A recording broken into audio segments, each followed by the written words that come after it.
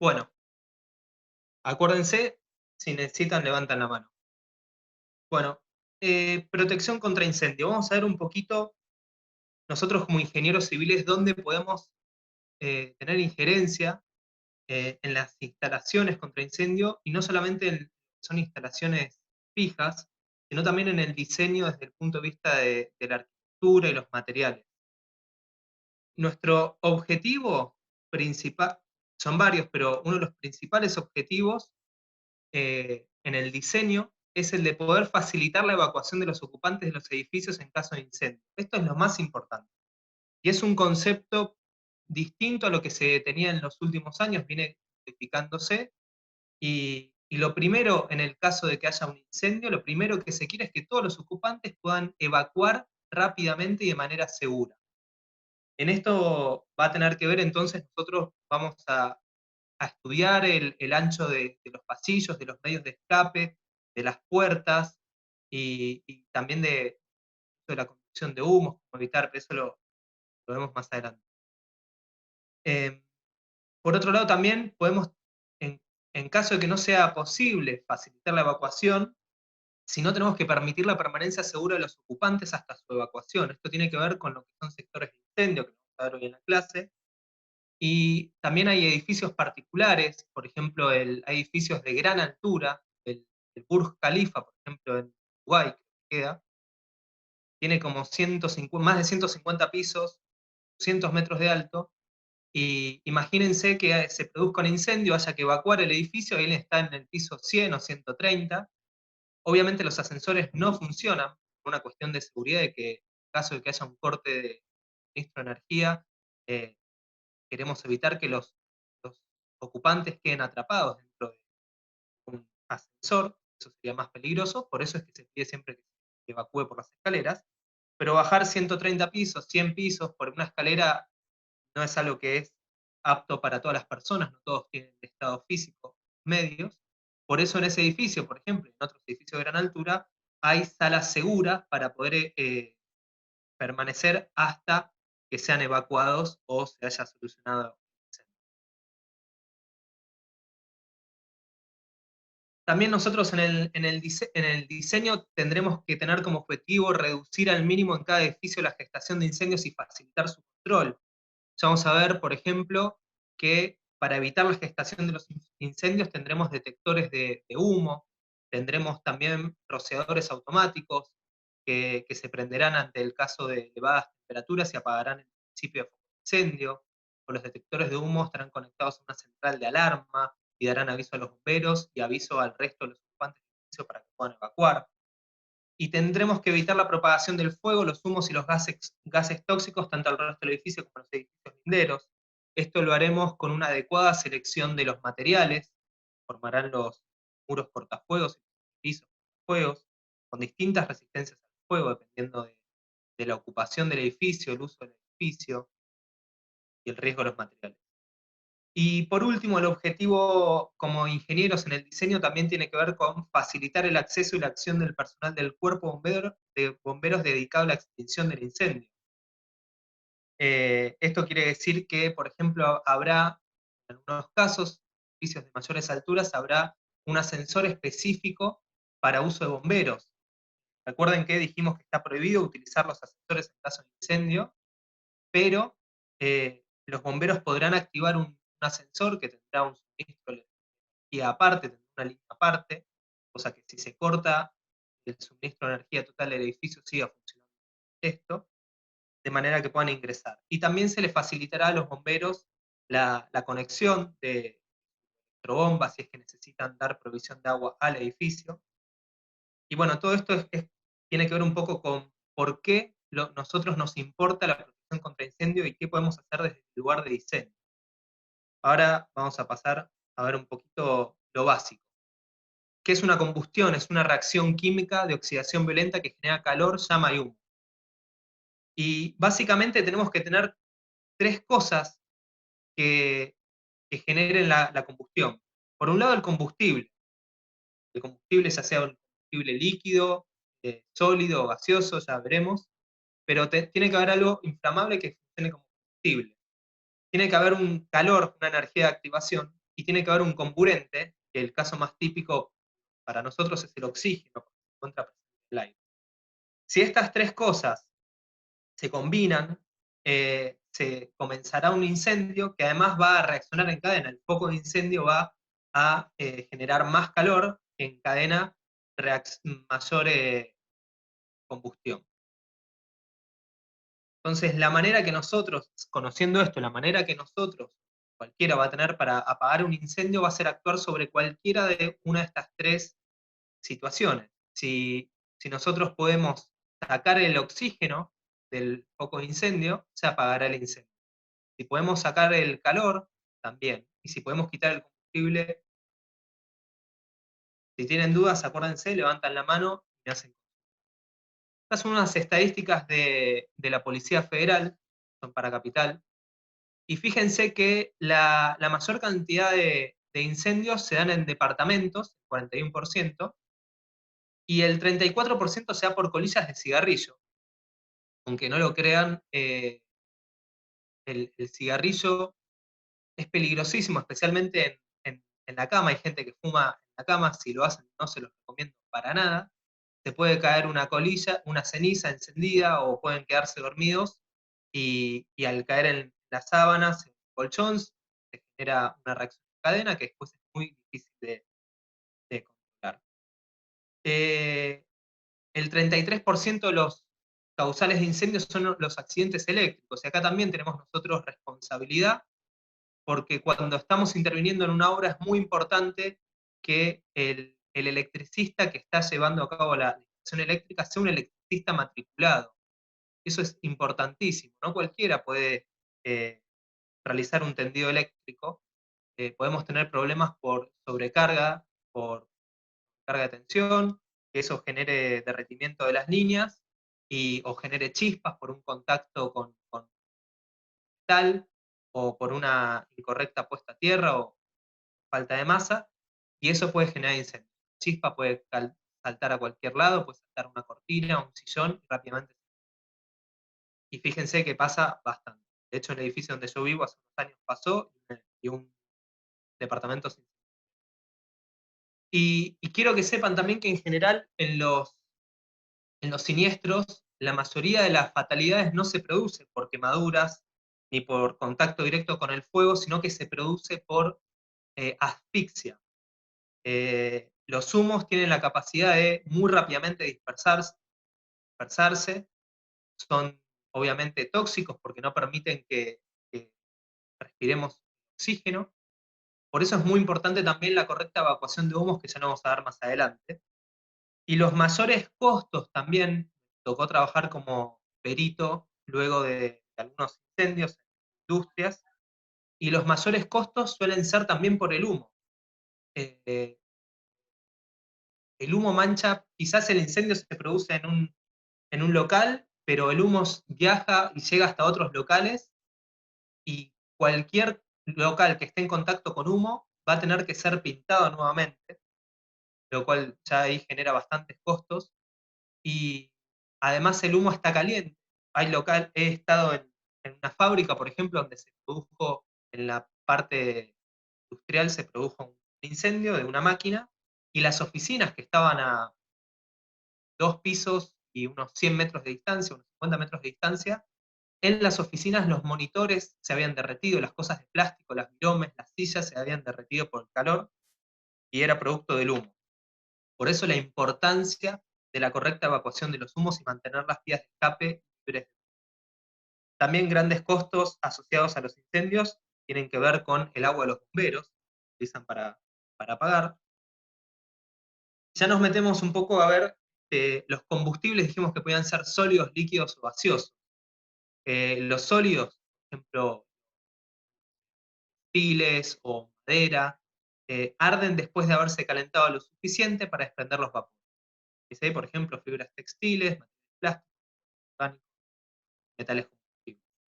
Los líquidos, que en nuestro caso probablemente sean quizás combustibles, si tenemos un generador eléctrico o si estamos en un ambiente industrial, eh, son vapores desprendidos en contacto con el ambiente, naftas, alcoholes. La peligrosidad depende del área. ¿Por qué? Porque en realidad lo que sucede es que no arde el líquido, sino que arden los vapores, ¿sí? Entonces, a mayor superficie específica, mayor peligro. Y después tenemos los combustibles gaseosos, nada para agregar de eso. Y nosotros clasificamos los fuegos en 4 clases, las clases A, B y C y D. La A tiene que ver con los materiales que tienen su origen en materiales sólidos, los B tienen que ver con origen en combustibles inflamables, y los C equipos de baja tensión, los equipos eléctricos de baja tensión. ¿Por qué baja tensión? Porque nosotros dentro de los edificios vamos a estar trabajando baja tensión. Para alta tensión no se ve nada en esta manera. La clase D es una clase de metales particulares, ¿sí? Titanio, potasio, sodio. Lo que sucede es que alcanzan temperaturas muy elevadas y se tienen que apagar con polvos especiales. Fíjense que acá a la derecha de, por ejemplo, los fuegos de clase A, la acción recomendada es sofocamiento y o enfriamiento. Con el sofocamiento lo que estaremos haciendo es actuar sobre el comburente. En este caso, lo más típico es el oxígeno. Por ejemplo, hay polvos químicos, por ejemplo, los fuegos típicos, que lo que hacen es formar una película alrededor del combustible y evitar que esté en contacto con el combustible. Si usáramos agua, por ejemplo, lo que estaremos haciendo sería la acción de enfriar, estaríamos bajando el calor, también se podría llegar a cortar la reacción en cadena, evitar la combustión. Para los fuegos o líquidos para los fuegos de líquidos combustibles inflamables solamente podemos aplicar sofocamiento. Por eso piensen, por ejemplo, en el caso de un accidente común que suele suceder en una cocina cuando se está cocinando, es que se incendie el aceite. Supongo que lo sabrán, y si no, no hay nada más peligroso que eh, tirar, eh, tirarle agua directamente a un incendio con aceite, porque lo que va a pasar, el agua y el aceite no son visibles, se van a separar las partículas de aceite entre sí, va a haber mayor superficie específica expuesta, y eso va a generar mayor una reacción en cadena.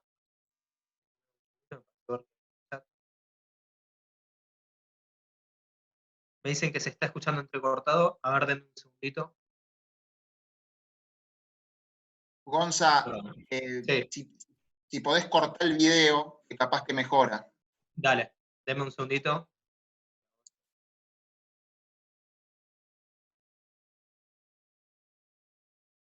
Perdón.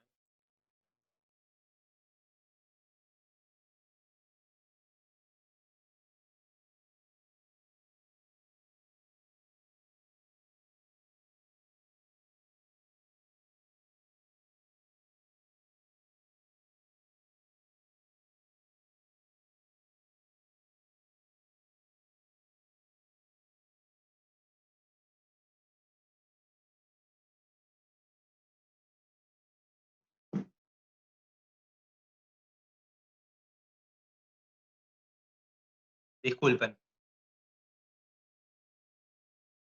Ahí estoy de vuelta. Interrúmpanme, por favor, si se escucha cortado de nuevo. Tratando de abrir el...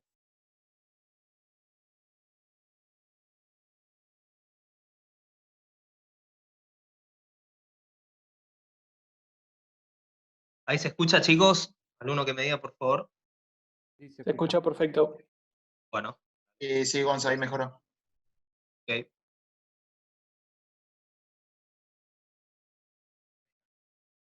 A ver a los participantes. Bueno, estoy de nuevo. Entonces, como les decía recién, eh, para, para líquidos, no podemos utilizar otra acción que no sea sofocamiento, no le podemos echar agua. Y también hay polvos químicos y gases, ya vamos a ver un poquito más adelante. Entonces, los agentes extintores, el agua consiste en un gran poder de enfriamiento, se emplea como lluvia, niebla o chorro compacto, también vamos a ver más adelante, dependiendo de específicamente qué haya en el lugar. Si queremos proteger, por ejemplo, tenemos material valioso que tratar de proteger, vamos a tratar de utilizar niebla que va a mojar menos, pero tiene un gran poder de enfriamiento por lo separadas que están las partículas. Si queremos ir a un poco puntual, utilizaremos un chorro compacto. Las espumas forman una capa aislante del oxígeno sobre la superficie en combustión. Pueden ser químicas o mecánicas. Las mecánicas son espumas que se mezclan con agua. La idea es actuar sobre el carburante. El dióxido de carbono o anhídrido carbónico tiene la misma función, que es desplazar el oxígeno en la superficie en combustión. Y también habrá polvos, que son sustancias químicas sólidas en estado pulverento, y también se interpone entre el aire y la sustancia en común. Acá está un listado de toda la normativa que nos es de interés, en específico el Código de Edificación de la Ciudad de Buenos Aires y los reglamentos técnicos anexos. Ambos, el Código de Edificación y los reglamentos técnicos, son nuevos del año pasado, funcionan en el año pasado, y están actualizados y subidos al campus virtual, al aula virtual. Les recomiendo que se los bajen y que los reglamentos técnicos por lo menos les den una leída por arriba, van a aprender muchísimo para todas las instalaciones. Por lo menos las instalaciones sanitarias, reglamento técnico, están basadas en la norma de la norma de la ex obra sanitaria en la ciudad. También tenemos la Ley Nacional de Higiene y Seguridad, el decreto reglamentario 351/79 del año 79, aporta varias cosas interesantes, vamos a hablar un poquito de eso. Tenemos la ley 5920, el sistema de autoprotección, recomendaciones, las normas CIRAM, que en su mayoría, no todas, pero muchas están basadas en las normas NFPA, que son las normas americanas. Las normas, estas son realmente útiles si a ustedes algún día les toca trabajar en la vida profesional con algo de incendio, les recomiendo que se basen también en las normas.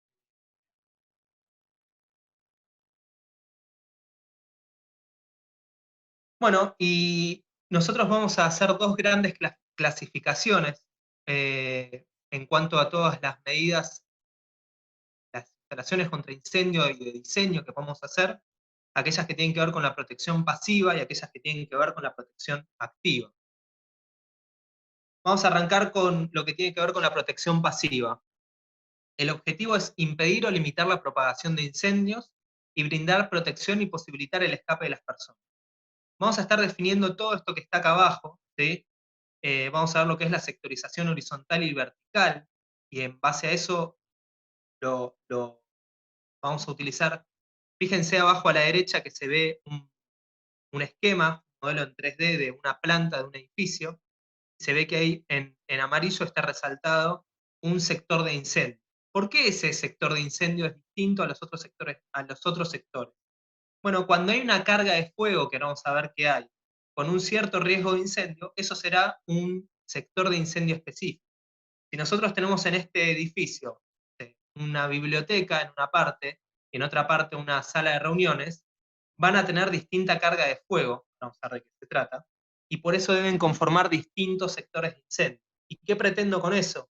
Que los muros tengan una cierta resistencia al fuego, vamos a ver ahora de qué se trata eso. Y eso será lo que es la sectorización vertical. Y la sectorización horizontal tendrá que ver con sectorizar también piso a piso.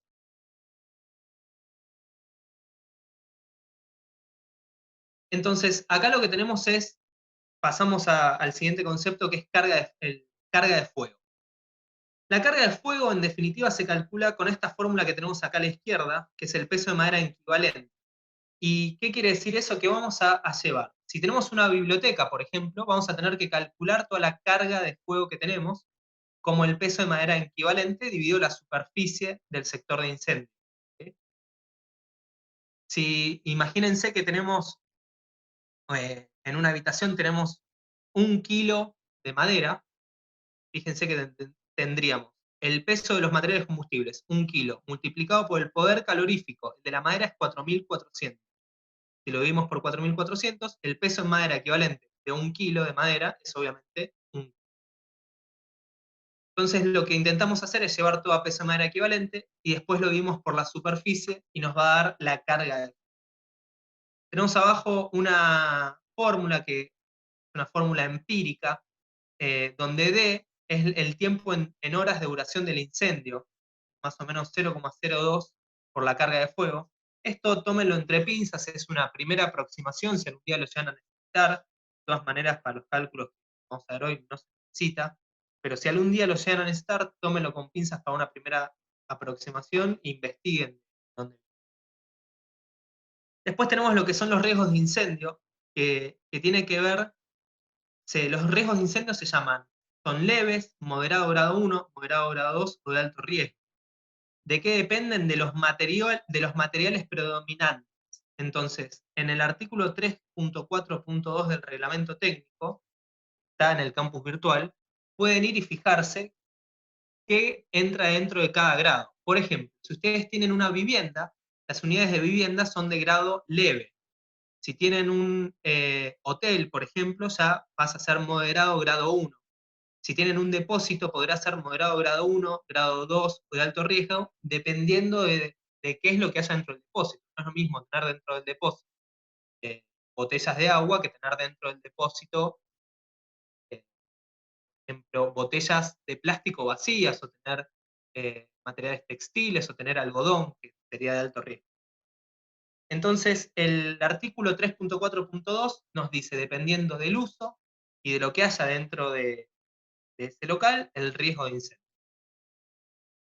¿Y por qué nos sirve eso? Porque después tendremos que ver lo que es la resistencia al fuego, que en definitiva lo que es la resistencia al fuego es el tiempo que puede aguantar un determinado material manteniendo sus propiedades tales como la estabilidad, la estanqueidad, el aislamiento térmico, la no emisión de gases.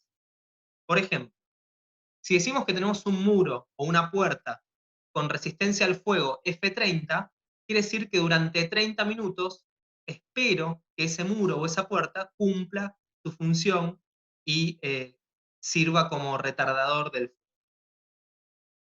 Y la resistencia al fuego va a estar en función del riesgo y la carga de fuego, por eso tenemos que ver el riesgo y la carga de fuego. En el nuevo reglamento, por ejemplo, nos dice que, imagínense, acá a la derecha tenemos elementos horizontales, elementos soportantes horizontales. Puede ser, por ejemplo, una losa de entrepiso. Una losa de entrepiso va a tener que tener una resistencia al fuego entre FR 120 y FR 30, dependiendo del tipo de edificio. Un edificio tipo A van a estar 120 minutos, va a tener que resistir la losa durante 120 minutos el paso del fuego, y el calor, y el humo, los gases, y un edificio tipo E va a resistir 30 minutos. ¿Y de qué depende que sea un edificio tipo A o B? Eso también sale de esta tabla, de acá. Tanto esta tabla como la anterior están en el reglamento técnico de los códigos, del código anexo al código de edificación. Fíjense que, por ejemplo, si tenemos una vivienda hasta 50 personas de más de 7 pisos, estaremos en el caso B, por ejemplo. Y a la derecha tiene condiciones específicas, ¿sí?, que nos dice respecto a la protección pasiva y la protección activa. Por ejemplo, si la altura es de más de 27 metros, necesito una conexión al tanque sanitario. Después vamos a ver más adelante. Y si la altura es mayor a 47 metros, A1. ¿Qué quiere decir A1? No tiene nada que ver con la batalla naval, hundido, nada. Son las condiciones específicas de protección contra incendio, la condición específica A1.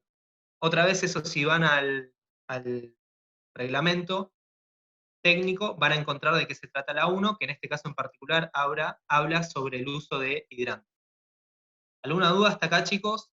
¿Alguien quiere preguntar algo?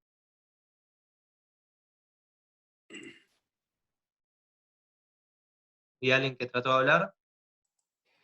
Sí, yo para una losa no sé cómo es que uno calcula la losa para 120 minutos de duración contra un fuego. La realidad es que nunca lo he visto eso en el cálculo. Bien, hay que tenerlo en cuenta. Es algo que hay que tenerlo en cuenta. En un cálculo estructural, nosotros lo primero que miramos son las cargas y el cálculo estructural, pero también hay que tener en cuenta el espesor de la losa y los recubrimientos en función del riesgo y la carga de fuego que tengamos en los locales. Imagínense que si tenemos un riesgo alto, con una carga de fuego elevada, y tenemos una losa que no es suficientemente resistente al fuego, vamos a estar rompiendo nuestro sector de incendio. O sea, el fuego va a estar pudiendo pasar al nivel inmediato superior y no se consideraría un sector de incendio aparte como debe ser.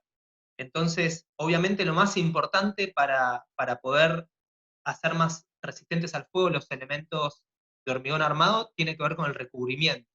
El hormigón es mucho más resistente al fuego de lo que es el acero, por eso el recubrimiento es tan importante. No sé si Santiago con eso responde. Sí, sí, yo me acuerdo que me parece que si mal no recuerdo era por centímetro de espesor de hormigón, tomaba unos 45 minutos, creo que, en pasar el fuego, ¿era eso? La verdad que no me acuerdo bien cómo era la ecuación. Yo no recuerdo tampoco de memoria la especificación, pero lo importante es el concepto, saber que todo material, ahora lo vamos a ver más adelante también, todo material va a tener distinta resistencia al fuego, depende del material en sí, de cómo esté combinado con otros materiales. Pero se tiene que tener en cuenta y hay que calcularlo y no se puede pasar por alto. Perfecto. Sigo, si alguien tiene otra pregunta, interrumpa o levante la mano. Bueno, justo acá en esta filmina lo que se está viendo son ejemplos simplemente de distintas resistencias al fuego que podemos encontrar típicamente en una construcción. Hay muchas más. Acá, por ejemplo, no habla de tabiques, no habla de losas, no habla de construcciones en seco, pero fíjense que para un ladrillo común, con revoque fino y grueso de ambos lados, tenemos unos 180 minutos de resistencia al fuego, y sin revocar, para un ladrillo no portante de 12 centímetros, 60. El revoque es muy importante y aporta. Esto es a modo simplemente. Bueno, y acá estamos hablando de lo que es la sectorización. Tenemos a la derecha una imagen, un esquema que es el corte de un edificio, donde tenemos, les voy a leer, SI son sectores de incendio, MRF son muros resistentes al fuego, y ERF son entrepisos resistentes al fuego. Cada sector de incendio se va a definir de acuerdo al riesgo que tenga ese local o ese conjunto de locales, y depende de la carga de fuego. Y fíjense algo particular de la caja de escaleras, que a nivel de planta baja, a nivel de piso, tiene que ser discontinuada. Y esto es muy importante para evitar que se convierta en una trampa mortal y que la gente siga bajando, y si no estuviese esta discontinuidad podría llegar hasta el subsuelo y nunca encontrar la salida en planta baja hacia el exterior.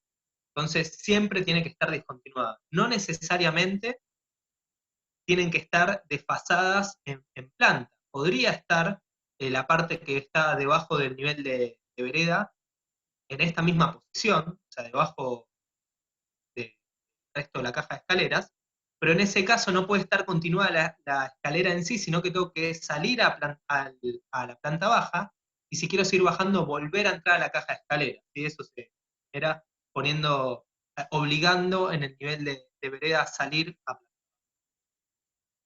Y les comento esto porque en general la caja de escaleras conforma el tabique, conforma la resistencia horizontal para las cargas horizontales de viento, tenemos el tabique, y no siempre es tan sencillo y posible desfasar físicamente la caja de escaleras. Pero con hacer esto de obligar a la gente a salir por una puerta y tener que entrar por otra puerta, ¿tienen dudas? Entonces vamos a hablar de los medios de escape. Se componen de tres partes. Primero tenemos un camino horizontal hasta la caja de escalera, después una ruta vertical y después un camino horizontal hasta la salida. Y ojo que esto tiene que estar permanentemente iluminado y señalizado. Por eso tenemos que tener luces de emergencia para posibles cortes de suministro eléctrico. Y la señalización, que ya lo vamos a ver más adelante, es muy importante. Tiene que estar en los planos. Fíjense, imagínense, en este caso, un incendio en el segundo piso, hay que evacuar el edificio entero. Todas las personas tienen primero un camino horizontal hasta la caja de escalera, luego tendrán un segundo tramo que es vertical, que tiene que ver con el desplazamiento hasta el nivel de vereda, y luego un último tramo que es el camino horizontal hacia la salida. Una particularidad, todas las puertas tienen que abrir en el sentido de escape.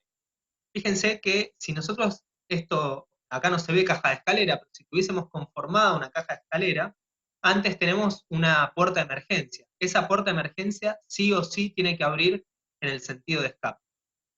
Sin embargo, las primeras puertas, si estos son departamentos, oficinas, las puertas de unidades funcionales en general abren para adentro por una cuestión arquitectónica y porque se supone además que la cantidad de personas que está dentro de cada unidad funcional no va a generar un amontonamiento contra la puerta de manera tal que impida su apertura.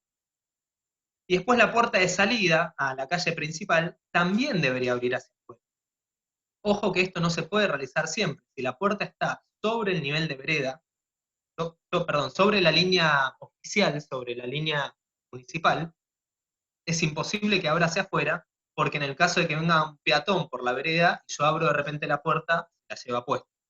Por lo tanto, lo que hay que hacer es retirar hacia adentro la puerta, o si eso es imposible, ponerla en el nivel de la línea oficial y que abra hacia adentro, pero dependiendo del uso y de la cantidad de personas que están en el edificio, quizás no sea aprobado por el ente que deba aprobarlo. Si tienen alguna duda. Bueno, ¿cómo vamos a dimensionar los medios de escape? Tenemos dos maneras. Lo que estamos viendo en pantalla es el dimensionamiento por capacidad, que viene del Código de Edificación de la Ciudad de Buenos Aires. Nos da distintos anchos para las puertas, para los corredores de salidas, en función de la cantidad de gente que se supone que hay en el edificio. Ahí hay una aclaración que dice para lotes menores a 8,66 metros de ancho. La mayoría de los lotes en la Ciudad de Buenos Aires son de 8,66 o más.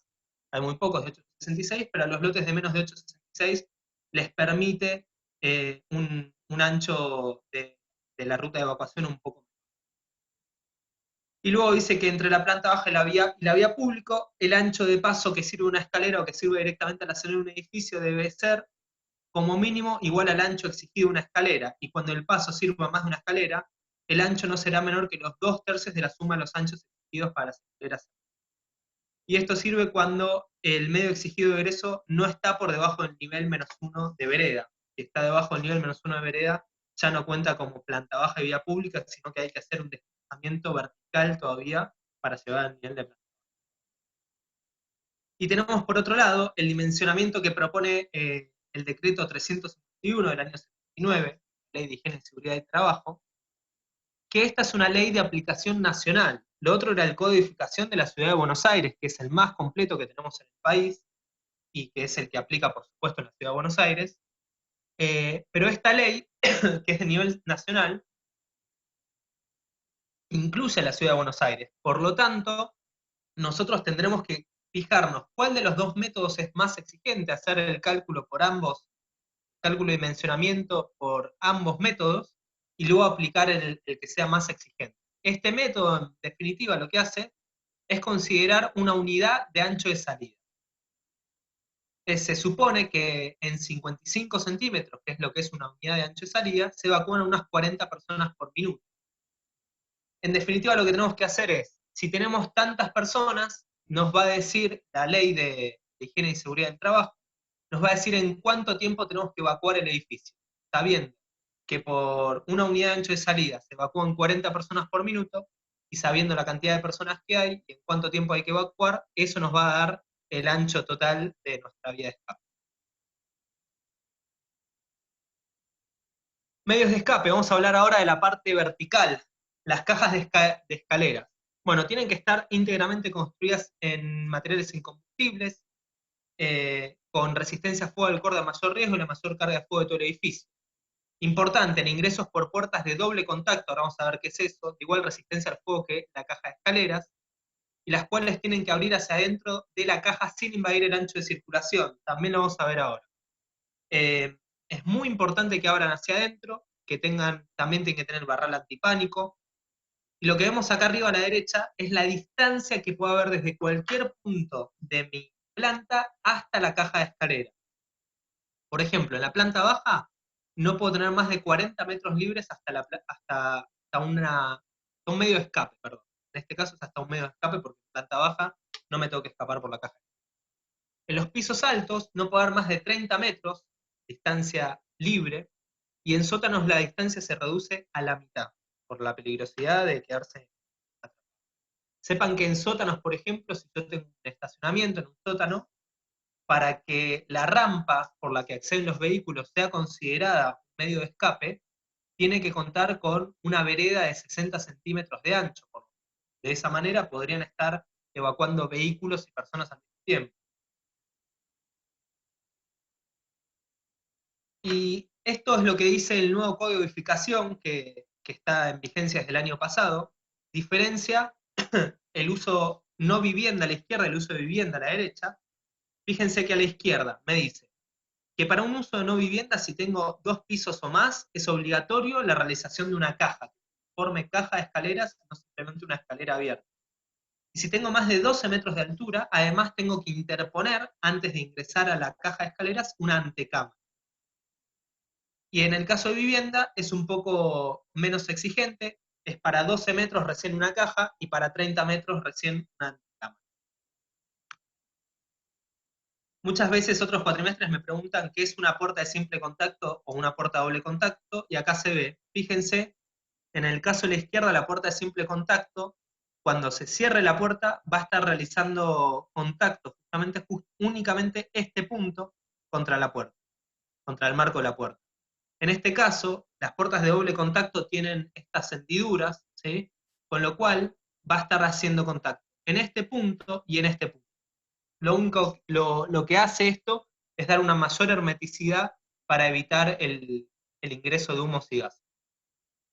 ¿Alguna duda hasta acá, chicos?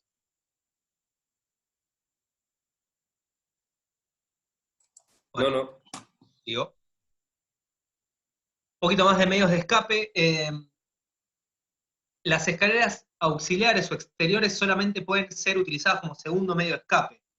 ¿Qué quiere decir? Que si yo voy a tener una única ruta vertical, tiene que ser con una caja de escaleras, si es que lo pide, pero tiene que estar interna al edificio.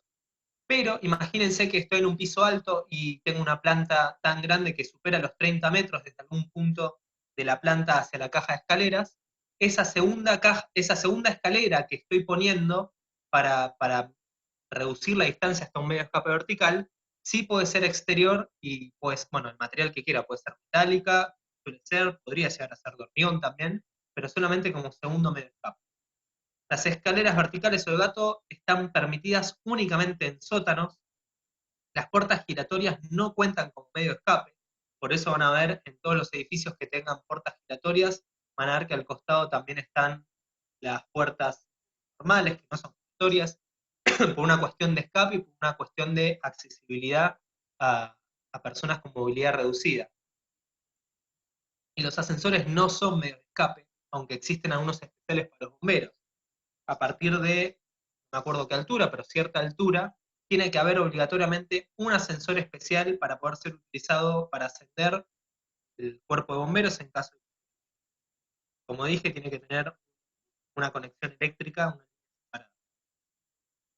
Bueno, acá estamos viendo un plano típico que tiene que estar en todos los edificios, un plano de evacuación, en que está a la vista, lo pide el Defensa Civil, y nosotros vamos a tener que hacer lo mismo. Desde todo sector de incendio se tiene que poder acceder a una ruta de evacuación que cumpla con esas 3 partes.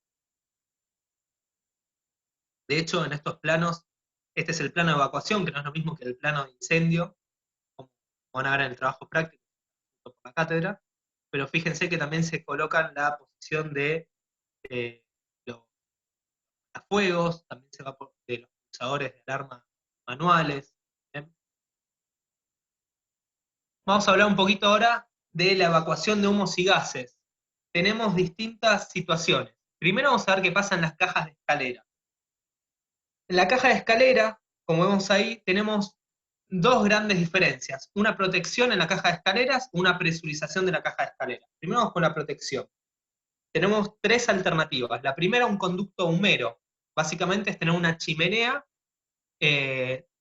dentro de la caja de escaleras o anexada a la caja de escaleras, con una sección transversal igual al 15% del área en planta de la caja de escaleras, con el lado mínimo igual a la mitad del ancho. O sea que es un conducto bastante grande, ocupa bastante superficie.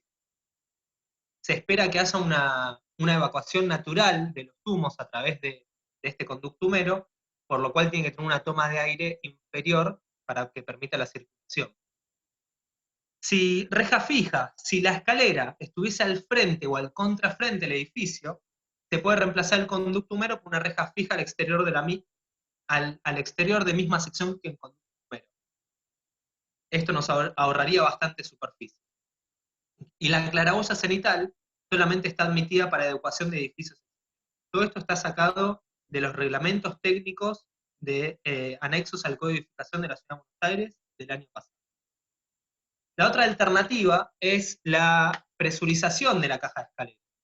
Básicamente lo que se hace es, en caso de que haya un incendio, si suena la alarma, de manera automática se enciende un ventilador que su función es presurizar la caja de escaleras con una diferencia de presión de 50 pascales alrededor de la caja del edificio.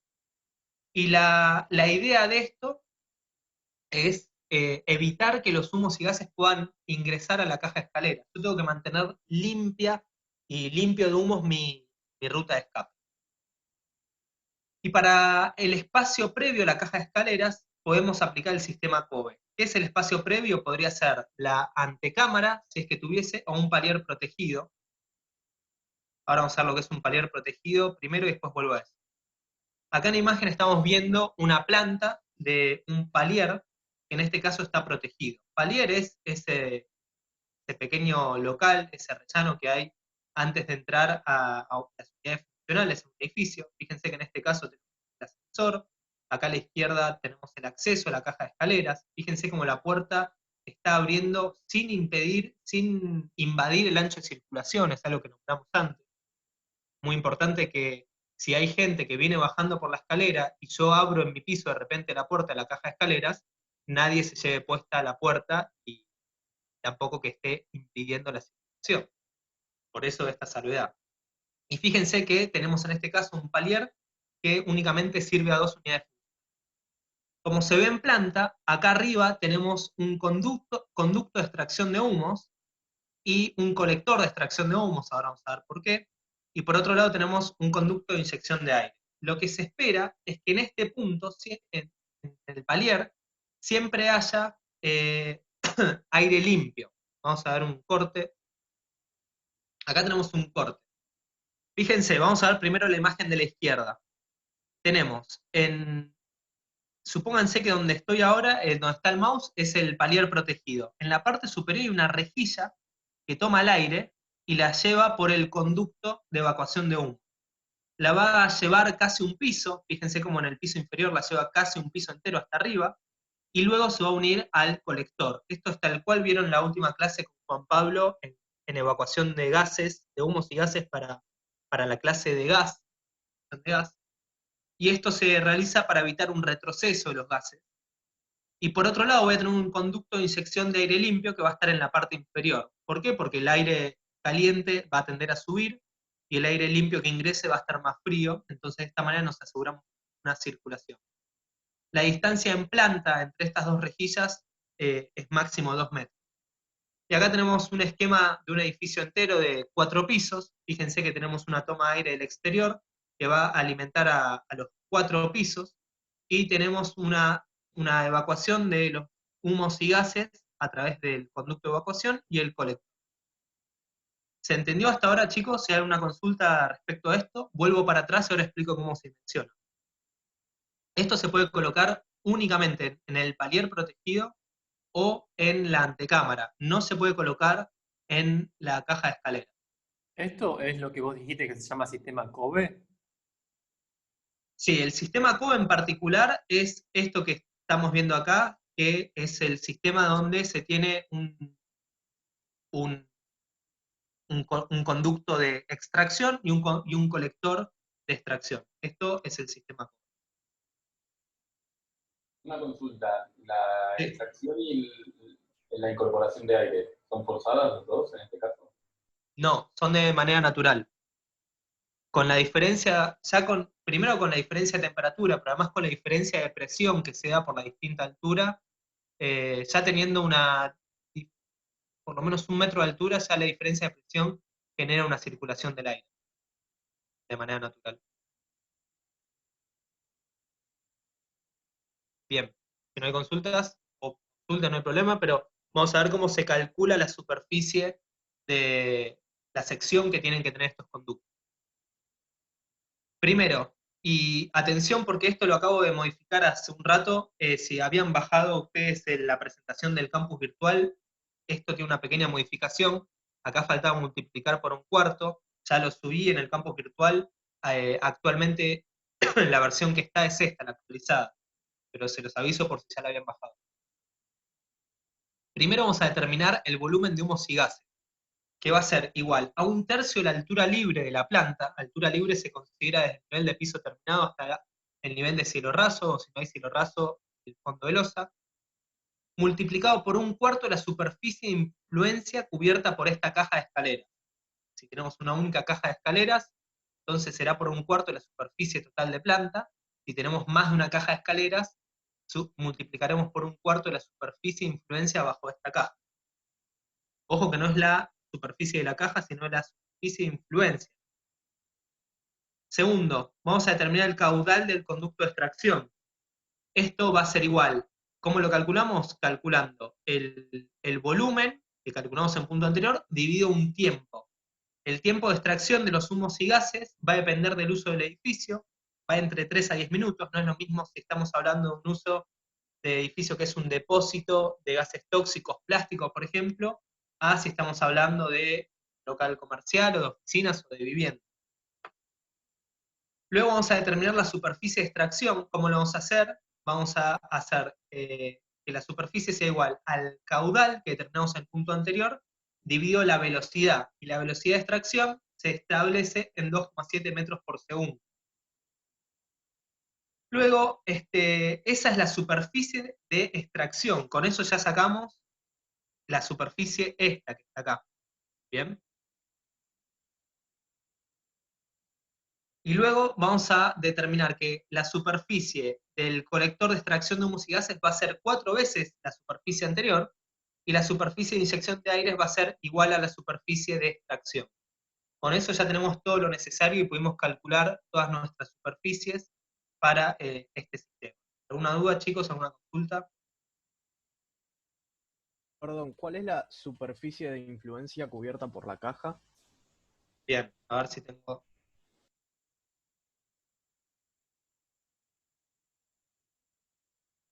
Bueno, no tenemos mucho, justo en este caso no hay. Imagínense que en este caso tenemos, esta es la Facultad de las Heras, no sé si la reconocen. En este caso es el primer piso. No hay caja de escaleras, hay una escalera abierta, pero el único medio de escape es esta escalera, por lo menos por lo que estoy viendo acá en este plano. En este caso, esta escalera, la superficie de influencia que tiene es absolutamente toda la planta, porque no hay otro medio de escape. Pero imagínense que tuviese otro medio de escape vertical, o sea, acá tengamos una escalera exterior. Bueno, esta escalera exterior tendrá una influencia sobre una cierta superficie, que será la que esté más cercana a esta escalera, y si ya estoy más cercana a esta escalera, en un punto de la planta ya escaparé por esta escalera. Entonces, todo lo que esté más cercano, todo punto de planta que esté más cercano a esta escalera, será superficie de influencia de esta escalera. Todo punto de la planta que esté más cercano a esta escalera será superficie de escape de esta escalera ficticia que está al extremo izquierdo. ¿Vio? Perfecto, gracias.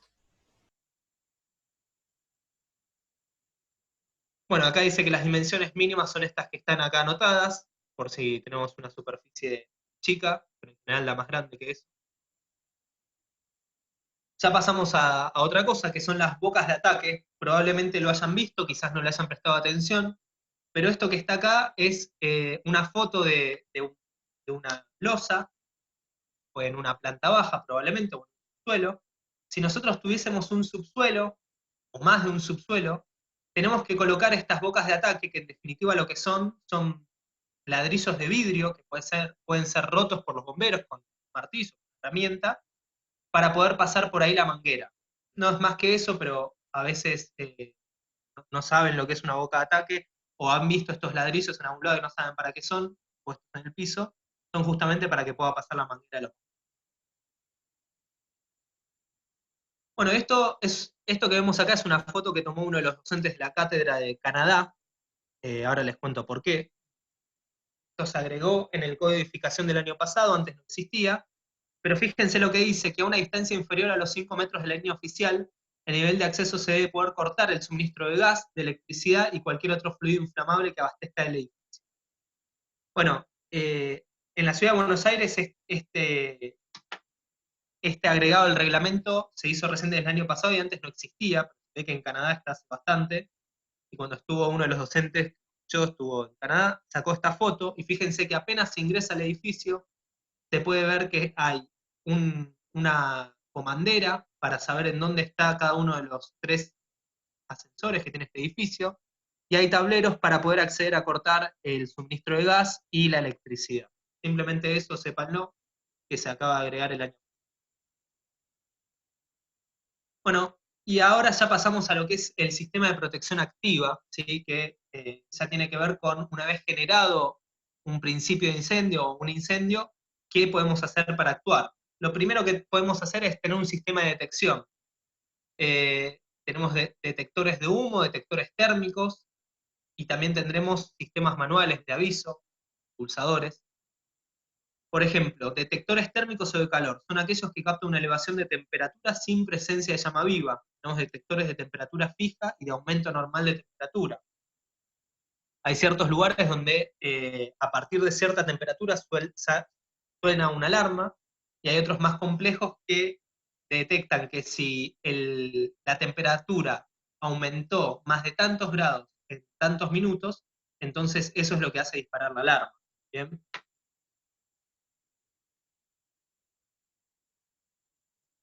Después tenemos detectores de humo, los más típicos son los fotoeléctricos, también tenemos los de ionización. Acá a la derecha hay un esquema que explica cómo funcionan los sistemas fotoeléctricos.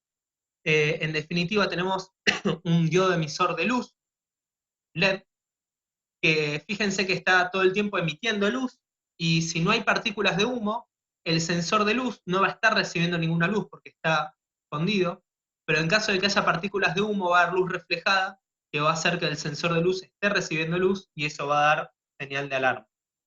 También tenemos detectores de llama, hay infrarrojos, ultravioletas, ¿sí?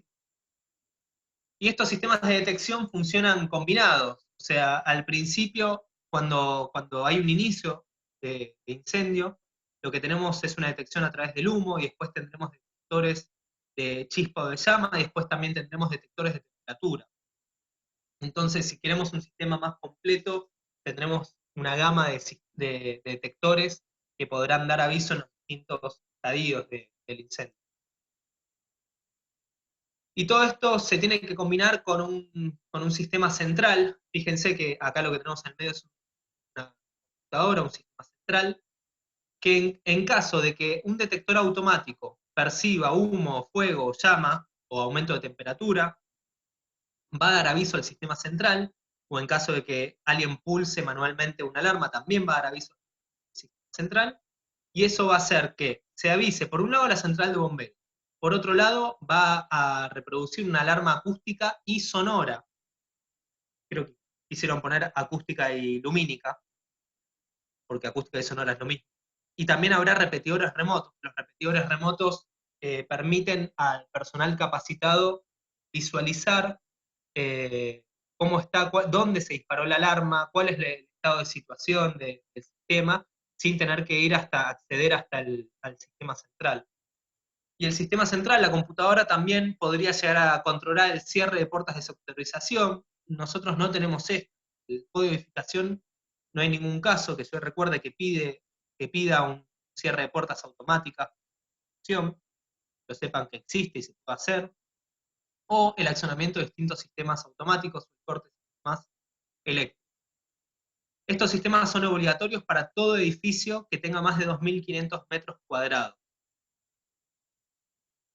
Bueno, y acá simplemente a modo recordatorio, las señalizaciones, que son importantísimas, forman parte del sistema de protección contra incendios, porque permiten saber dónde estarán los matafuegos, o para cortar la corriente, o los nichos hidrantes para las estaciones totales. Y además, perdón, y esta señalización tiene que colocarse también en el plano de incendio que hagamos. Tenemos que poner nosotros, o sea, en algún momento esta señalización alguien la tiene que colocar en obra. Y esa información se la tenemos que dar nosotros. En obra no se puede decidir nada. Todo lo que, o sea, sí se puede decidir, pero lo ideal es que todo lo que se pueda decidir en etapa de proyecto, teniendo tiempo, tranquilidad, estando frente a una computadora, pudiendo consultar bibliografía o normas, se hace en esa etapa, en la etapa de proyecto. En obra lo que se pretende es simplemente ejecutar tal cual está la documentación. ¿Alguna pregunta hasta acá, chicos? Bueno, estuvimos hablando de los sistemas de extinción, agua, espumas, dióxido de carbono y polvos. Sepan que cualquiera de estos 4 sistemas de extinción pueden ser automáticos o no automáticos. Ahora vamos a entrar en detalle en cada uno de ellos un poquito. El más conocido, que es no automático porque es manual, es el matafuegos. Y en definitiva, ustedes lo que tienen que saber para calcularlo es que tiene que haber un matafuegos cada 200 metros cuadrados. Tampoco pueden estar separados uno del otro, no me acuerdo si eran 20 o 30 metros en línea en trayectoria libre, ¿sí? O sea, yo tengo que poder realizar menos de, y esto no lo recuerdo, fíjense después el reglamento técnico, pero tengo que poder realizar a lo sumo 20 o 30 metros y ya encontrarme con un matafuego. Acá hay una pequeña leyenda que indica cómo utilizar el matafuegos. Básicamente sacar el edificio de seguridad, apuntar siempre a la base del fuego. Esto es algo importante que les quiero decir. En realidad, la prioridad número 1 de cualquier ingeniero que está diseñando un sistema de protección contra incendios es que los ocupantes del edificio evacúen, no que los ocupantes del edificio se ocupen de luchar contra el fuego, ni con matafuegos, ni con hidrantes, ni lo que sea. Esa es tarea del personal preparado. Yo personalmente nunca tuve que usar un matafuegos, pero imagínense en una situación de incendio, de estrés y de alarma, de repente tener que usar un matafuegos. Lo más probable es que las personas salgan corriendo. Obviamente eso dependerá del tamaño del incendio y de la capacidad de la persona. Por eso se supone que en aquellos lugares donde hay también una planta permanente o ocupación permanente, Defensa Civil pide que haya siempre personas instruidas y designadas para cada puesto. Por ejemplo, para dar alarma, para recibir a los bomberos, para ayudar a evacuar, para utilizar un matafuegos.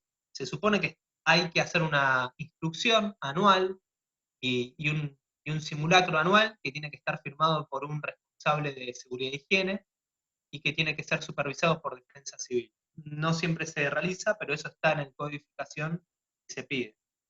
De hecho, fíjense que probablemente si van a algún edificio donde haya un ascensor, al lado del ascensor está la leyenda de no utilizar ascensor en caso de incendio. La idea es que se grabe a todos en la cabeza.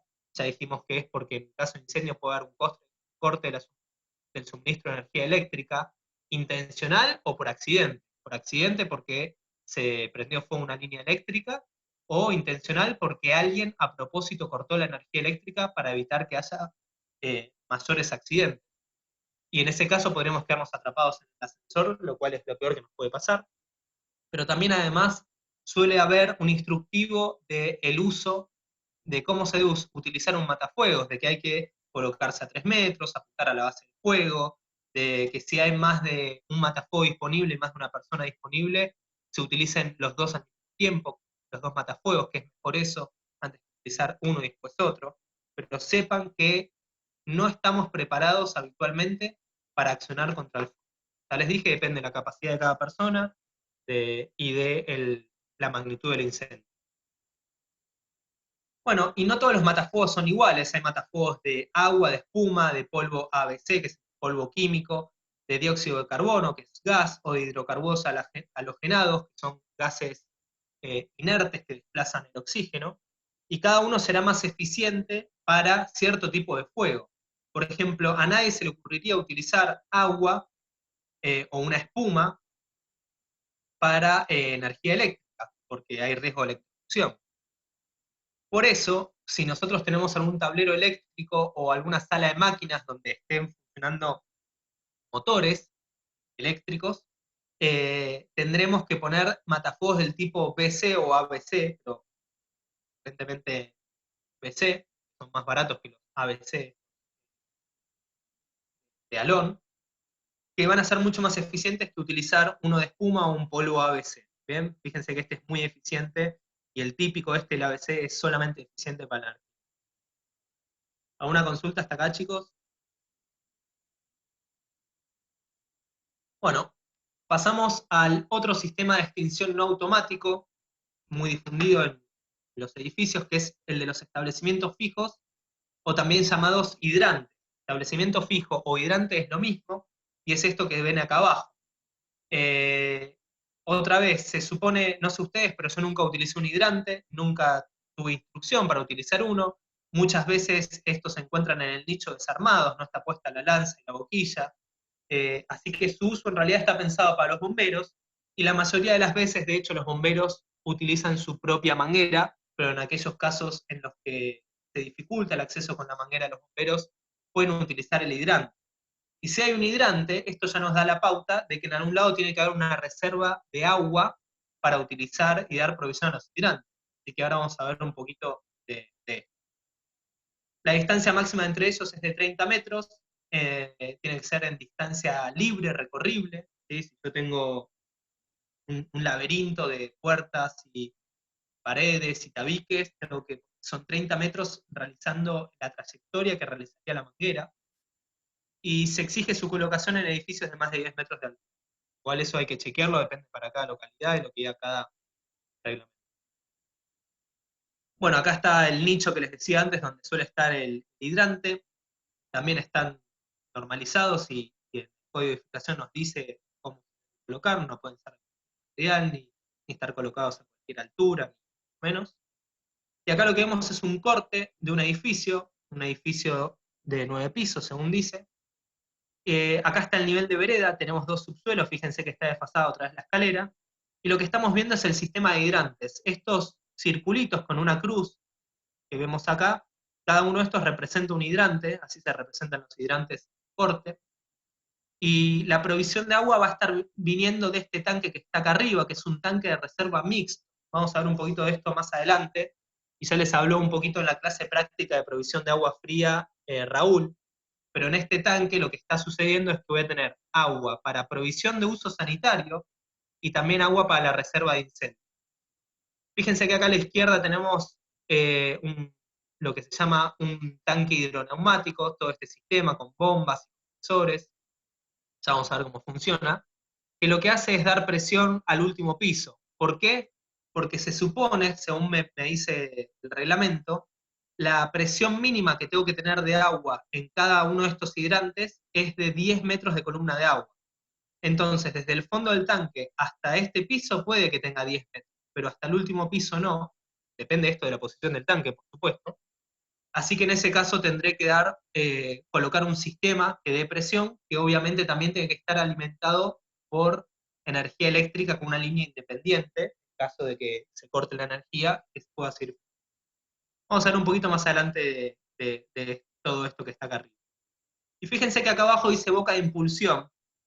Esta boca de impulsión es para que los bomberos puedan conectar su electrobomba, ¿sí? Viene el camión de bomberos que tiene dentro un tanque lleno de agua, y los bomberos tienen que poder conectarse acá para darle provisión de agua a todos estos hidrantes en caso de que el agua que esté en este tanque se haya agotado. ¿Bien?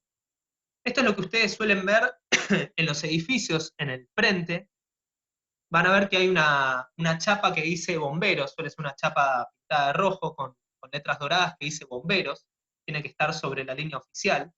Y si alguna vez ven una de esas tapas abiertas, lo que hay adentro es esto, unas bocas de impulsión, que la boca de impulsión es tal cual esta llave que se ve acá a la izquierda, y como les dije, sirve justamente para ingresar agua al edificio y no para sacar agua del edificio. El trabajo práctico de incendio ya está resuelto por la cátedra. El martes que viene no, sino el otro, hay un grupo de ustedes que lo va a exponer, una media hora, van a exponer ese trabajo práctico y contar cómo se resolvió ese trabajo práctico, y ahí les van a mostrar claramente por qué el agua puede estar entrando al edificio y nunca puede salir del edificio. Hay unas válvulas de retención y ahí queda más claro. ¿Bien? Vamos a ver eso. ¿Dudas, chicos, hasta acá? Me llama la atención el tema de la instalación eléctrica, aparte, si se corta la energía, que la bomba superior que estaba ahí en el gráfico anterior funcionase. Pero bueno, se puede. El tema es que quede separada la instalación eléctrica común de la instalación antiincendio. Y sí, hay que hacerlo. Todo aquello que sean servicios vitales, como una bomba que da presión al sistema de incendios, o el sistema de alarmas y detección, o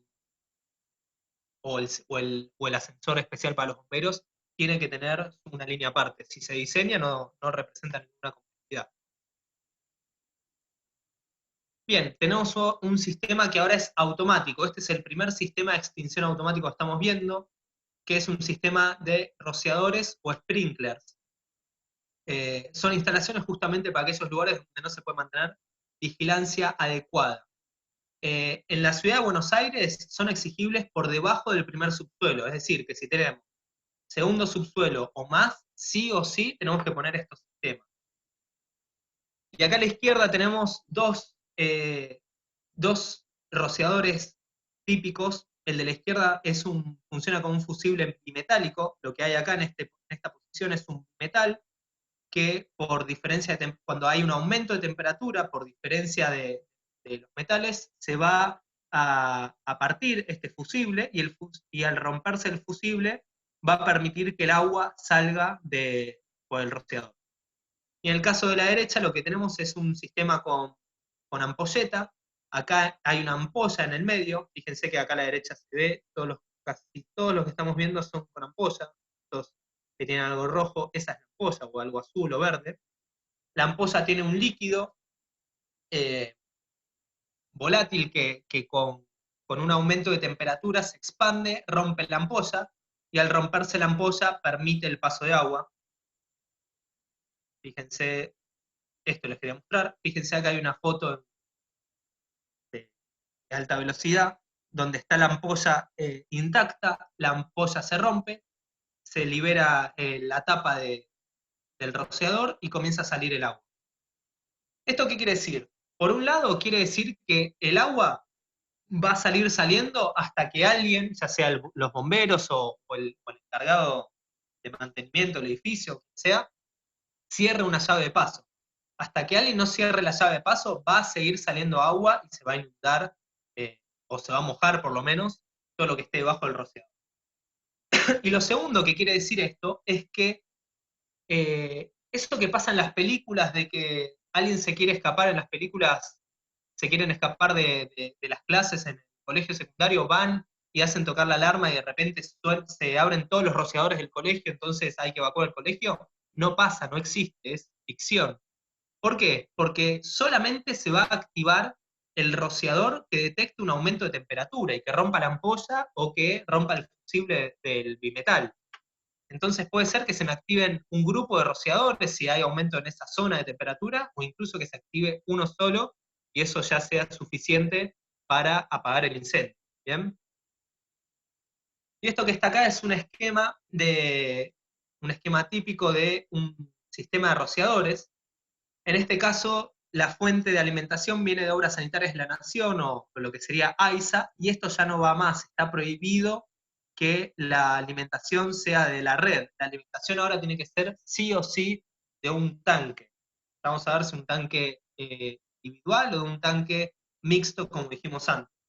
Pero bueno, esta diapositiva quedó, y de paso me sirve para comentarles esto, de que ya no puede venir más de la red. ¿Por qué? Porque AISA no puede asegurar una presión suficiente en todo momento para que los rociadores funcionen correctamente. Fíjense que a la entrada hay un detector hidráulico. Lo que hace este detector hidráulico es que si se rompe una de las ampollas o uno de los fusibles, empieza a circular caudal de agua por el detector, y eso da una alarma, da un aviso de alarma. Y también una válvula de retención que lo que está haciendo es permitir ingresar el agua en este sentido, pero no permite que el agua retroceda, ¿sí? Por una cuestión de contaminación y porque además en caso de que los bomberos se conecten a la boca de impulsión, lo que queremos hacer es que el agua llegue hasta los rociadores, no que el agua se nos escape hacia el tanque o a la fuente de alimentación. Las cañerías en general son de hierro galvanizado, los accesorios de fundición maleable o de acero. La cañería puede ser mojada, seca o mixta. Cañería mojada quiere decir que todo el tiempo tengo agua dentro de estas cañerías, pero supongan que estamos en un lugar donde las temperaturas pueden descender por debajo de los 0 grados. Eso quiere decir que puede haber congelamiento del agua, y si hay congelamiento se expande el agua y me rompería las cañerías. Entonces en esos lugares no puede ser mojada y tiene que ser seca. Y mixta fuese si una parte estuviese, por ejemplo, expuesta a temperaturas superiores a 0 grados y otra parte no estuviese expuesta. Bueno, ahí ya hablamos del fusible y esto de que hay distintos tipos de rociadores y depende del tipo de rociador la superficie en metros cuadrados que pueda abarcar. Sí, Santiago, decime, una mano levantada. Disculpa, me parece que soy el único que está rompiendo la bola. No, al contrario, no, Santiago, al contrario. Para mí lo mejor que puede pasar es que hagan preguntas. Si no hacen preguntas, es o por timidez o no sé, pero no puede ser que siempre se entienda todo. Así No, que bien tratado. el principio del rociador básicamente es que se rompa la ampolla. En el caso de que sea la cañería seca, ¿qué cambia el método de accionamiento, por así decirlo? Bien, sí, en ese caso lo que va a suceder es que si hay, por ejemplo, más que una ampolla, probablemente sean con un bimetal que detecte un aumento de temperatura, y eso dará alarma al sistema para que se libere, en ese rociador específico se libere el caudal, y se van a mojar todas las cañerías, obviamente, va a liberar una llave de paso que haya, y se van a mojar todas las cañerías, pero el agua va a salir únicamente por el rociador que se rompió el fusible y que dio aviso en el momento de romperse. ¿Sí? Básicamente es igual que el otro sistema, pero además se agrega un sistema de aviso con una central que tiene que comandar el caudal. Está bien. Y ahora viendo justo que estaba diciendo la cantidad de metros cuadrados, o la eficiencia que tiene cada uno de los rociadores, en el cálculo del volumen de agua todavía no lo comentaste. ¿Lo vas a comentar en un ratito? Sí, ahora lo vamos a ver. Ah, listo, gracias. Esto que la eficiencia de cada uno de los rociadores me sirve para saber cada cuánto los tengo que separar, cuánto tengo que separar los rociadores. Está bien. Bien, esto ya lo hemos visto. Bueno, esto es para dimensionar. Acá dice la conexión directa a esa debe ser de 76 milímetros como mínimo. Eso no va más. Acuérdense que les dije que ya no está permitido que la conexión venga de AISA. Pero esta tabla que viene de las normas CIRAM. O sea, si ustedes van ahora al reglamento técnico que se liberó el año pasado en el Código de Edificación, y van a la parte de rociadores, dice que todavía no se redactó esa parte de la norma, y sugieren ir a la norma IRAM, no me acuerdo qué número, y esa norma IRAM en definitiva está basada en la NFPA 14, que es la norma americana, es la más completa que hay a nivel mundial, sepa, completa, así que les recomiendo ir ahí, y en definitiva ahí me dice cómo dimensionar las cañerías.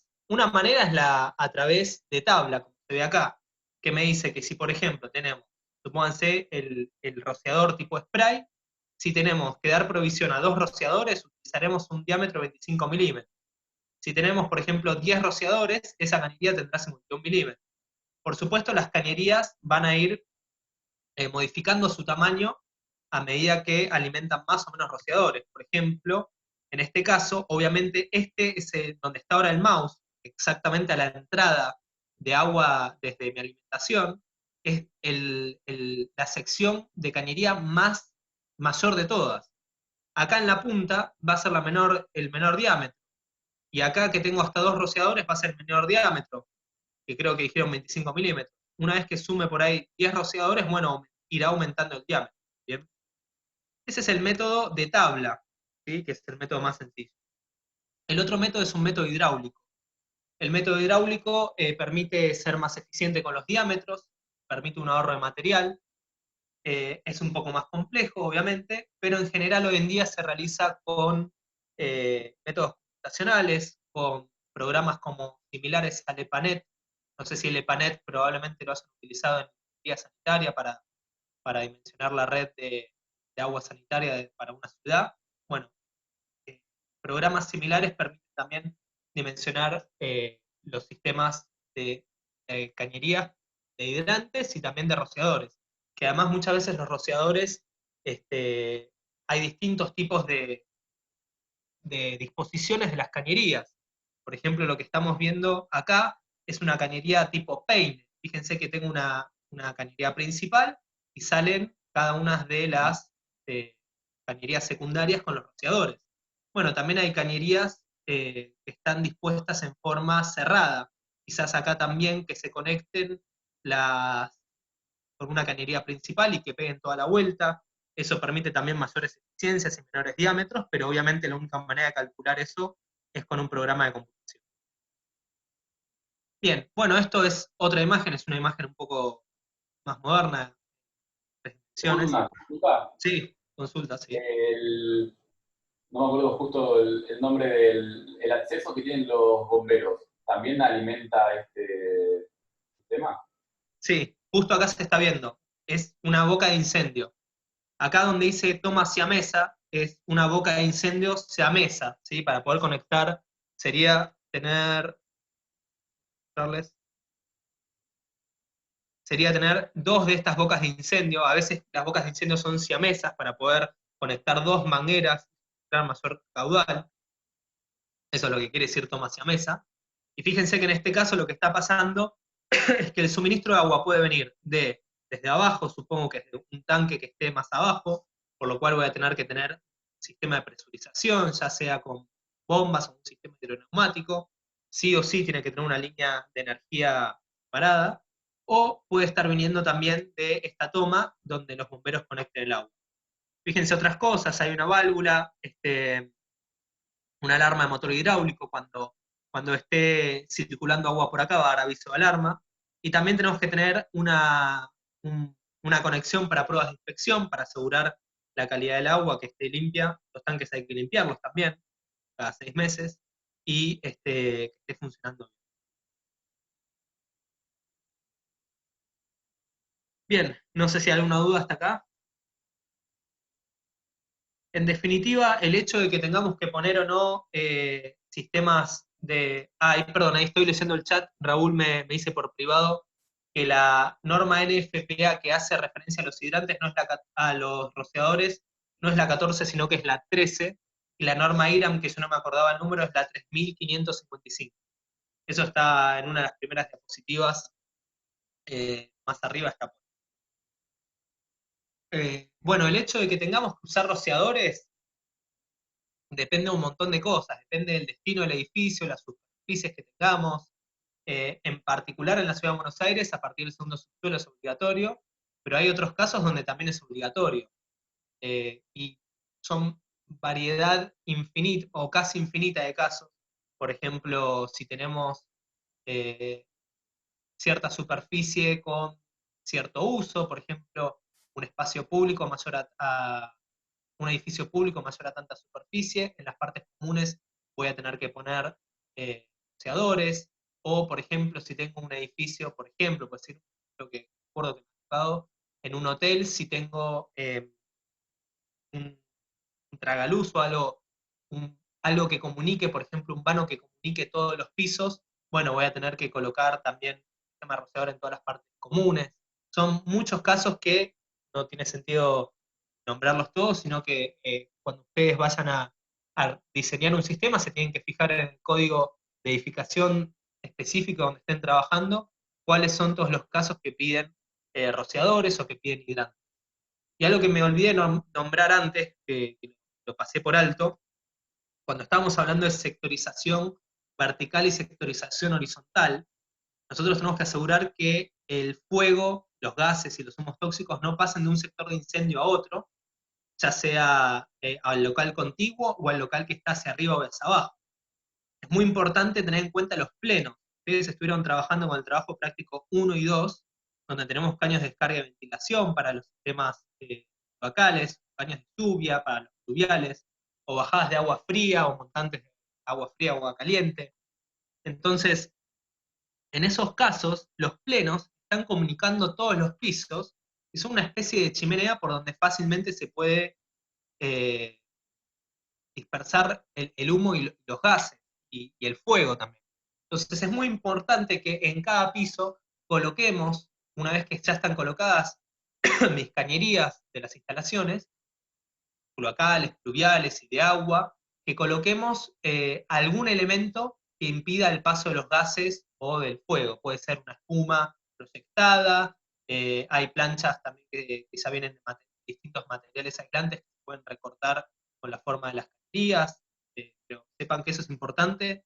De hecho, cuando este año no lo vamos a poder hacer, pero todos los años hacemos una visita a obra, que es una visita a un edificio que ya está construido en Tiro, la zona de Catalinas, y nos comentan que tienen un edificio, si no me equivoco, pero cualquier cosa me corrija uno de los docentes, que había un edificio mellizo o gemelo que era idéntico al que nosotros visitamos, y que tuvo un problema de incendio hace varios años, y que el incendio se propagó a través de los plenos, porque no tenían puesto este sistema de sectorización horizontal.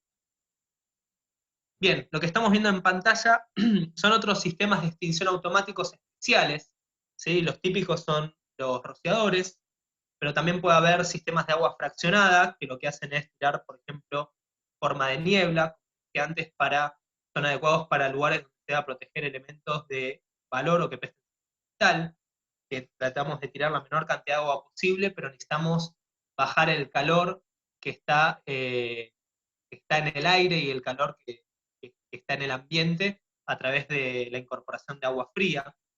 Hay también cortinas de agua, se utilizan como barreras cortafuego, están constituidas por chorros de agua pulverizada muy próximos. Sí, más que nada se utiliza en protección de fachadas. Y también tenemos sistemas de alta velocidad, que es cuando necesitamos una reacción muy, muy rápida, por ejemplo, en sistemas de servidores importantes, que tengan bases de datos, donde al primer foco de incendio enseguida necesitamos que se apague ese foco puntual. Y para la provisión de agua, básicamente el agua va a estar viniendo de un tanque, que puede ser un sistema separado, un sistema mixto. Eso es porque nosotros suponemos que el agua todavía no llega a los bomberos. O sea, probablemente si los bomberos vienen con su camión electrobomba, con su tanque de agua, ellos se conecten y le den provisión de agua al edificio o utilicen su propia manguera. Pero hasta entonces tenemos que depender de un tanque de agua, que puede ser un sistema separado, ahora vamos a ver qué es, o un sistema mixto. Y también tenemos nombrado el sistema jockey y el tanque hidroneumático. El sistema jockey es un sistema de bombas, ahora lo vamos a ver, para darle presión. Y el sistema hidroneumático es un poquito más complejo, también ahora lo vamos a ver. El tanque hidroneumático, voy a mostrarles una foto. Es esto que estamos viendo acá. Es un sistema de bombas más un tanque, que en este tanque lo que hacemos es una mezcla de aire y agua. El aire está a presión gracias a un compresor, y con eso el agua eleva su presión hasta el valor deseado y se puede alimentar un sistema de rociadores o un sistema de establecimientos fijos, o también llamados hidrantes. Entonces, en definitiva es un depósito hermético hecho en chapa de acero, contiene agua y aire comprimido, hay desde 100 hasta 5.000 litros, la presión está generada por una o dos electrobombas y posee un manómetro para medir la presión dentro del tanque y un presostato que comanda la puesta en marcha cuando haya presión mínimo o máxima. Bueno, eso es en definitiva el tanque hidroneumático. Van a ver después, dentro de 2 martes, que hay uno de estos sistemas en el edificio. Vamos a ver como un poquito más de detalle a qué están intentando, pero básicamente es ese. Y el sistema jockey lo que tiene es un sistema de bombas puestas en paralelo, que lo que están haciendo, fíjense, tenemos 3 bombas. En definitiva, una bomba centrífuga de caudal, lo que hace es mantener una presión constante mínima en el sistema. No, perdón, sí. perdón, tenemos una bomba centrífuga de presión, que es la bomba número 3, que es la más chiquita, que lo que hace es mantener una presión constante y mínima en el sistema, ¿sí? Y después, en caso de que haya un incendio y que se esté utilizando caudal, ya sea en los rociadores o en los establecimientos fijos, se va a prender la primera de las bombas de caudal. Y en caso de que necesite mayor cantidad de caudal, porque se prendieron más rociadores, se están utilizando más establecimientos fijos, se va a encender una segunda bomba de caudal. Y lo que tenemos acá a la izquierda es un amortiguador, un tanque amortiguador, que es para evitar los problemas de sobrepresión por golpe de ariete, ¿sí? Acá lo que estamos viendo es un corte, tenemos una planta. Bien, respecto al sistema aeroneumático o a las bombas Jockey, ¿alguna consulta? Hasta acá alguna consulta. Perdón, en el sistema Jockey, ¿de dónde sacan agua? Eso no me quedó claro. Bien, ¿Tiene- sí. ¿Es Tanto un el tanque sistema también? Perdón, te interrumpí. ¿También es un tanque o es un tanque y aparte el sistema Jockey? Bien, tanto el sistema Jockey como el hidroneumático, ambos sacan el agua de una reserva que está en un tanque. Eso sí o sí, los dos. Esto lo único que hacen estos sistemas es dotar de presión a la instalación. Son dos alternativas para darle presión, pero el agua viene de una reserva que está en un tanque. Perfecto.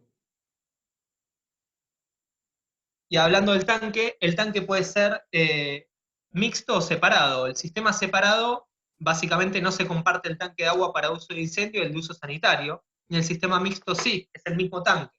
Ahora vamos a ver un poquito un esquema.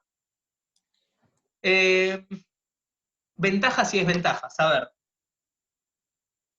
la norma me va a decir en qué caso puedo utilizar un sistema mixto o un sistema separado, va a depender de las dimensiones. Para sistemas donde requiera poca reserva de incendio, se puede utilizar un sistema mixto.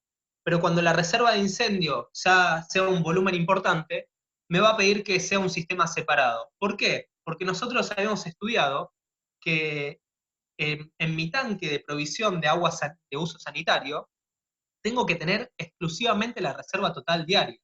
Es decir, el agua que voy a consumir en 24 horas. Si tengo más agua, esa agua corre el riesgo de comenzar a entrar en proceso de putrefacción.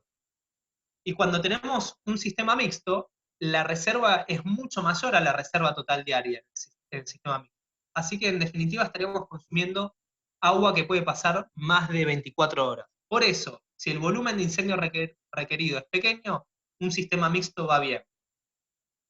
Si no, tendremos que pasar a un sistema separado, pero el sistema separado trae la complejidad de que tengo que construir otro tanque, ¿sí? Que incrementa los costos.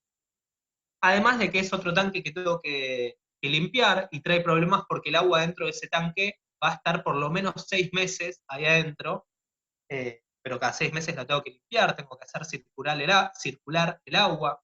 A veces lo que se suele hacer es colocar el sistema de ese tanque individual para incendio, colocarlo a un depósito o algunos depósitos de inodoro para que circule el agua cada tanto, ¿sí? Total, el agua en el depósito de inodoro no tiene por qué ser potable, de manera tal de que se vaya a recircular.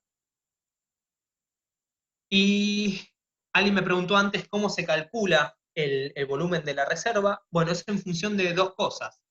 En función del riesgo que yo tenga en mi edificio y el sector de incendio. El riesgo va a ser de leve a alto riesgo, ya dijimos en función del uso que sería del edificio, en definitiva es en función de la carga de fuego, de los materiales que yo tenga ahí dentro, y dependiendo de la superficie del sector de incendio y el riesgo, me va a decir cuántos litros debo tener en la reserva de incendio. Y una aclaración, esto es nuevo, no se prohíbe, está prohibido, perdón, el agua de red. A ver qué más dice acá, en aquellas instalaciones preexistentes en que se proyectan modificaciones de uso, modificaciones de superficie cubierta, una instalación propiamente dicha, se obligará a conformar la correspondiente reserva exclusiva, desafectando la conexión previa. Y esto es muy importante. Nosotros no podemos modificar el destino de un edificio y punto.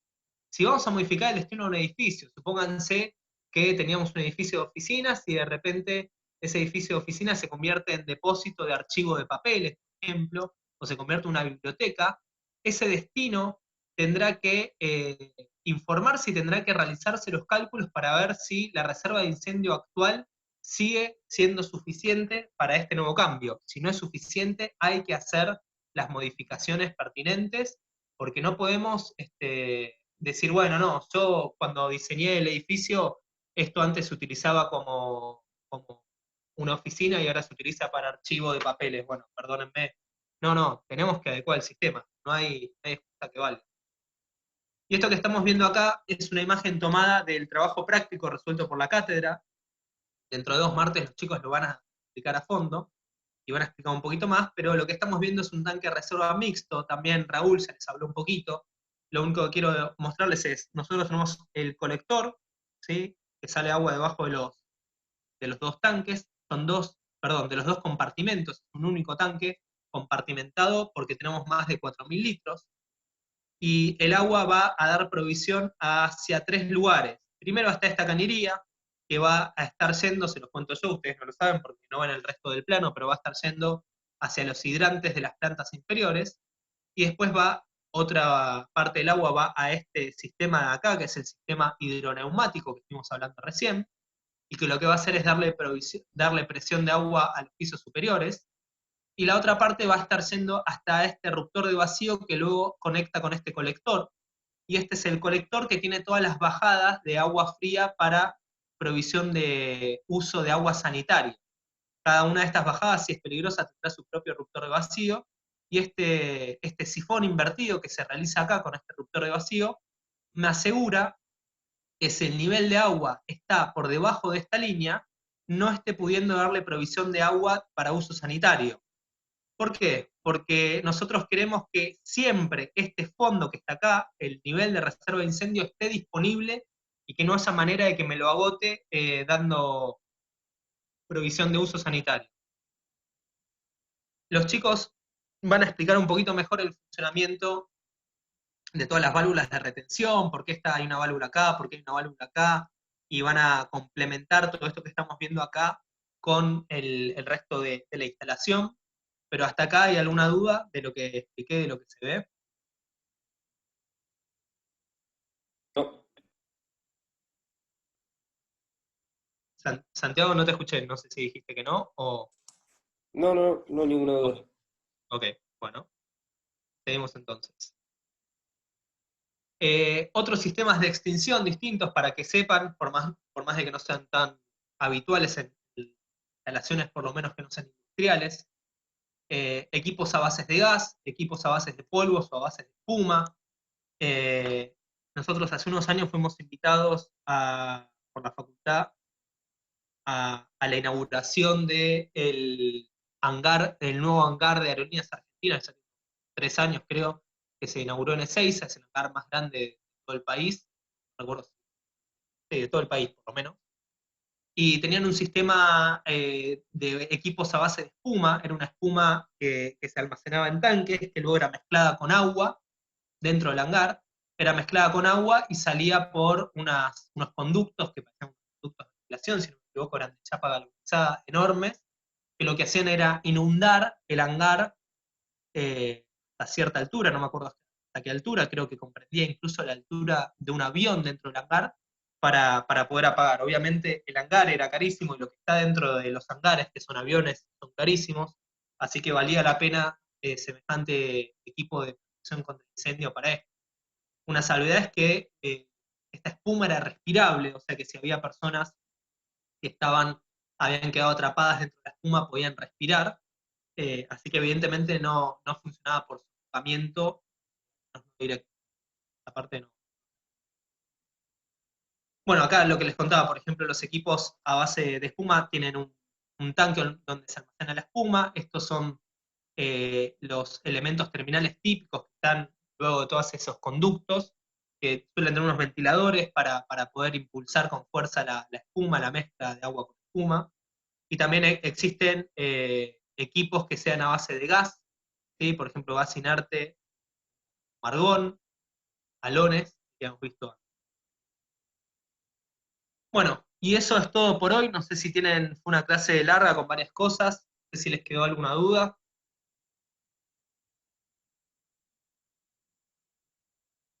Bueno, si no hay dudas, recuerden que el martes que viene vamos a estar conectándonos, si no me equivoco, corríjame cualquier cosa algún docente, no tengo a mano el cronograma, pero si no me equivoco, el martes que viene vamos a tener a las 19 horas la exposición de gas por parte de un grupo de alumnos.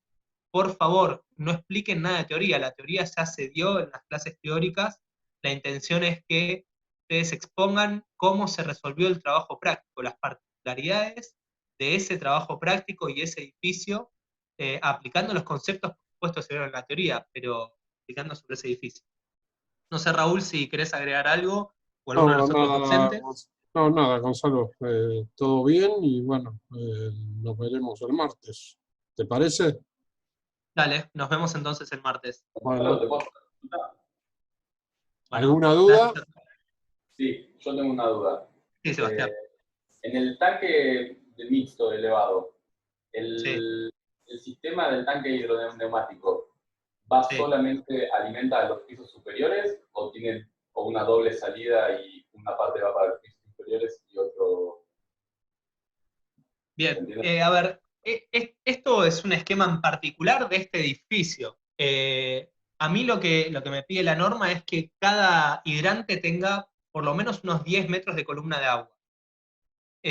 Si este tanque estuviese más elevado, estuviese más arriba, no necesitaría de este tanque hidroneumático y a todos los pisos simplemente podría ir con la presión que tengo naturalmente por la gravedad, por la diferencia de altura. Al no tenerla para el último piso, no me acuerdo si era para el último piso o los últimos 2 pisos en este edificio en particular, solamente en exclusiva para esos pisos es que está yendo el tanque. No tiene sentido dimensionar este tanque para darle presión si es un edificio de 10 pisos, el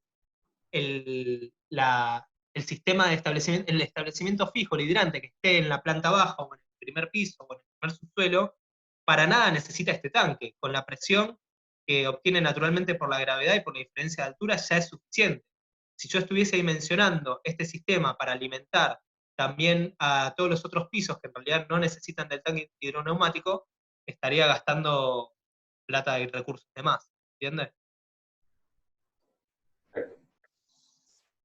Bien. ¿Alguna duda más, chicos? Bueno, los veo entonces el martes que viene, nos vemos todos. Saludos para todos. Terminó. Chao, Gonzalo. Gracias. Hasta luego. Muchas gracias. Muchas gracias.